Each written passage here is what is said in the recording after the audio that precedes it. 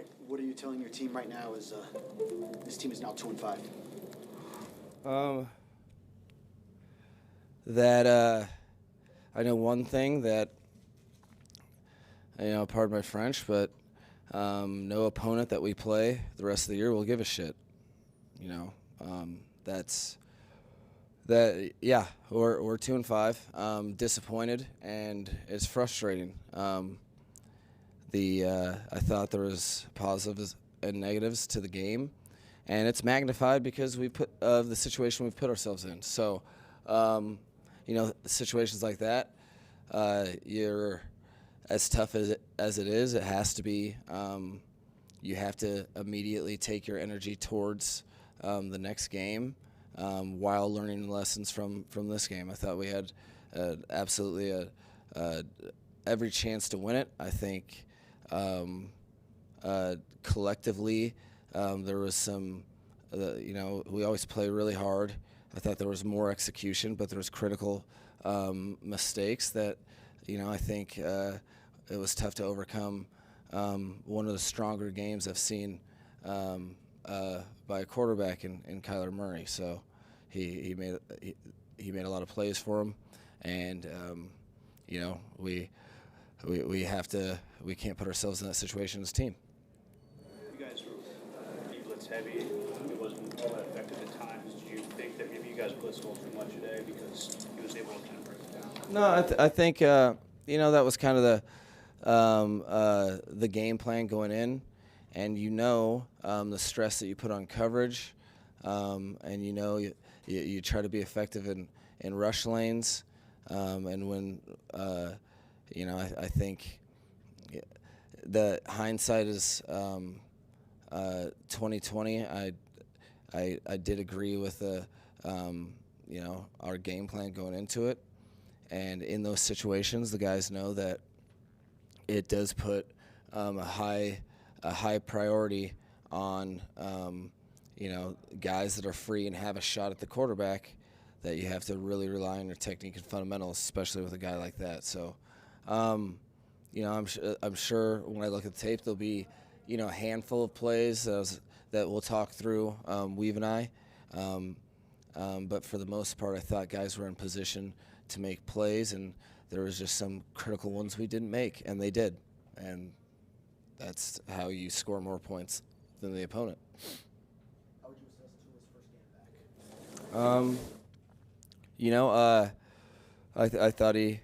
I thought it's kind of what I expected.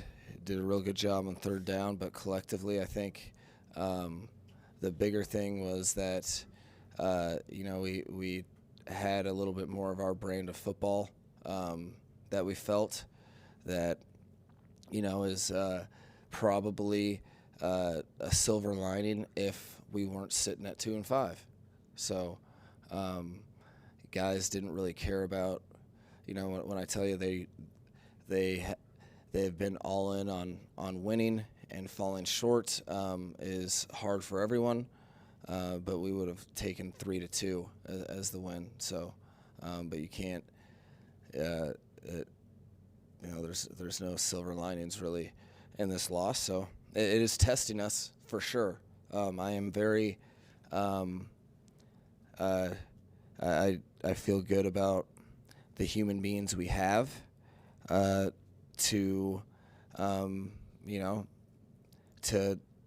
feel like we've been going all in with each other each and every week, and it still hasn't been enough. But the answer is not to take the foot off the gas. It's to take a hard look, which it'll probably be a pretty rough tomorrow.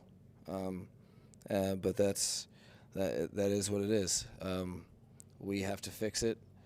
We have to get the win, and there's going to be moving forward. No team is going to. Frankly, give a shit about our problems. What occurred on the mishandled snap? Tua was saying he should have caught it. Was that all? Yeah, I think if you ask both of them, Brew would say he should have taken a little steam off of it. Tua said he should have caught it. Bottom line is backed up. We can't have those type of issues. you can't just give free points to people. So collectively, you know, I think that, you know, the way I like to handle it is, you know, all right, we can't go in shotgun or pistol backed up until you guys tell me you can. So, and you know, as competitors, they'll take that challenge. They know, and you know, too, his hand-eye coordination's outstanding. So he'll be up for the challenge. But you can't expect to win a close game. You know, that ended up being the difference in terms of points. But it wasn't just that play. There's a multitude of things that ended up in points. You know, not connecting and settling for a field goal on the 70-yard line earlier. You know, those are things that they add up. So hard lessons, and they have to be lessons learned if you want it to change. And so we'll have an opportunity to do that. It'll be a long week, but, you know, we get what we deserve. Mike, how did you feel about how Tua protected himself out there, and did you have any talks before the game about his approach or afterwards? You know, I think Tua had his mind. I think the time this season on this team, it really left an impression on the residuals of his decisions. We had talks leading up to it, but you know, I think the biggest thing was, you know, that he knew his teammates were gonna give him a chance to play a pretty clean game. He had a good amount of clean pockets, and then when he didn't, he was decisive and kept himself out of harm's way. And I think that's big for our team as we try to get through this rut. Did you adjust anything from a game plan or play calling standpoint to try to be more protective of him, or is that just on him? No, I mean, I think that's, you know, it's always been part of my job, and, you know, seeing how there was injuries to the quarterback, I think 4 games into my tenure here, you know, I think that's kind of old hat. We just kind of play our ball, and you as a coach, you make sure that you either have the protection or you have opportunistic situations for the eligibles to get people open in the time of the play. So he can do what he does, but I wouldn't say I even really. I don't think you can do right by a football team. You know, if the guys playing the game, you have to. You can't really think about anything but how do we move the ball and score points. So I thought it was good for his teammates. I think the team felt this was at times it was more of a picture of what we had envisioned the entire time for how we play football, but it wasn't clean enough to win, and that's the big takeaway for me. Significant at this time, is that accurate? Yeah, I don't I don't have really all the information on it, but it you know, we'll find more out, but it didn't seem, but you know, I really would be talking ignorantly if I forecasted anything. I'll find more out tomorrow. You speak of the challenge of 2-5 going into the winter part, but this team has had issues in the past. Yeah, it's a significant challenge. You know, it kind of reminds me of at this point I can't remember the what the streak was. Maybe it was 2 games or 3 in 22, and we had that night game. You know, I think the biggest thing is that you have to understand that you know, all the heartbreak you has to go into your next opponent, it's the next opponent. It's and it's a division game, and I know we have all the reason in the world to have 110% invested in it, and so that's what my expectation will be. That's I think it's rough. 2-5 is rough, but in any NFL season, you can't really take what your record is at this stage and extrapolate. That's where you get causes for concern. You have to go take your best game and try to win one football game, and I think that's a really cool football place to play. And guys, if they're not, I think we have the right guys. If they weren't motivated for this one, they would be the wrong guys, and I'm not nervous about that. Just want to make sure that all of our energy is put towards what we're able to do, not what has been done. Going back to protect himself, what was your reaction during that scramble in, I think it was the third quarter, and when he actually got down and slid? My reaction was I think he's going to get the first down. I'm pretty sure what he's going to do, but you never know until it happens. And it was what I forecast he would do.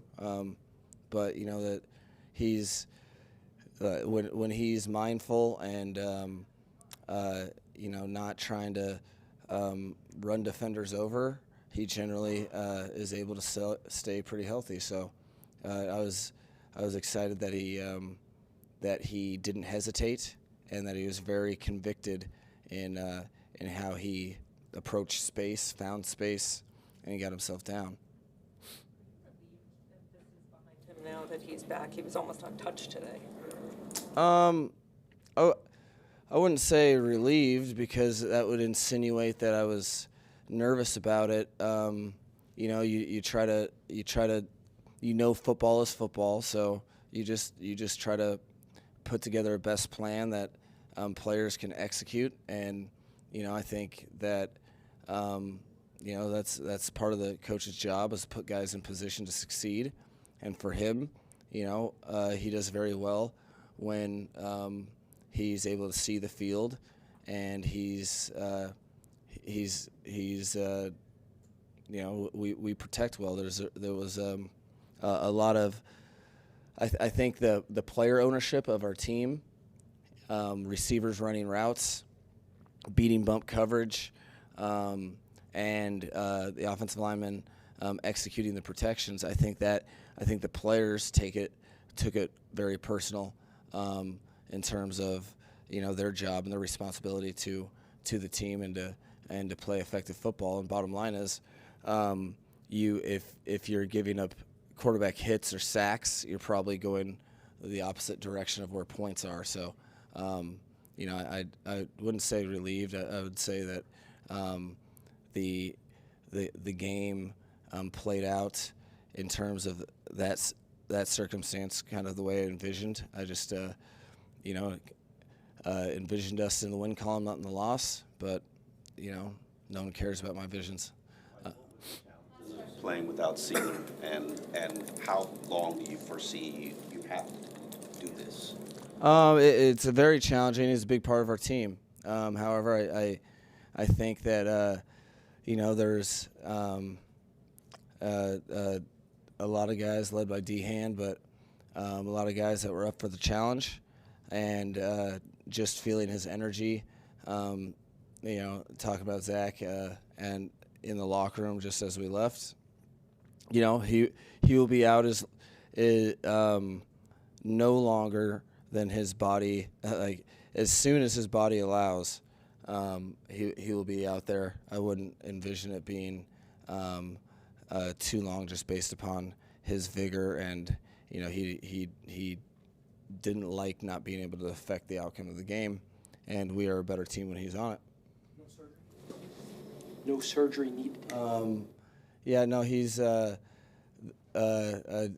wouldn't be prepared totally to handle that question. They're working through some things, but I leave that to the experts.